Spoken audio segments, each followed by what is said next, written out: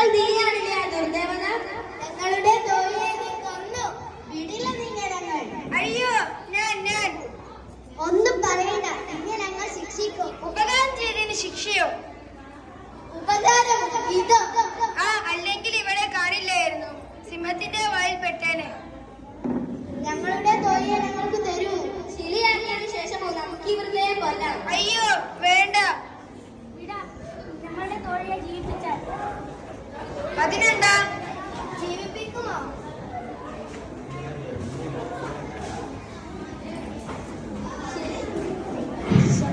എനിക്ക് തോന്നുന്നില്ല.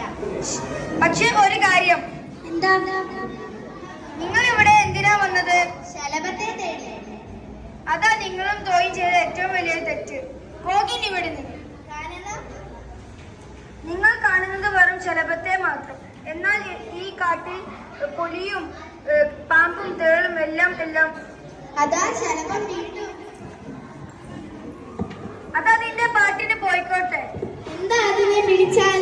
നിങ്ങളെ കൂടി ഞാൻ ശരിയാക്കട്ടെ. എന്താ വേണ്ട അല്ലേ? അതുപോലെ തന്നെ അതിനെ പിടിക്കുകയും ചെയ്യണ്ട. എന്തൊക്കെയാണ് ഈ പറയുന്നത്? കിട്ടാത്ത ശലഭത്തെ തേടി കാട്ടിനുള്ളിൽ അകപ്പെടരുത്.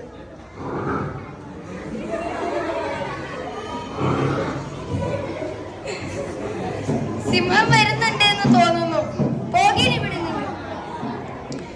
ഞാൻ മനസ്സിലായില്ലേ, ഞാൻ രക്ഷിക്കാൻ മാത്രം വന്നവളാ.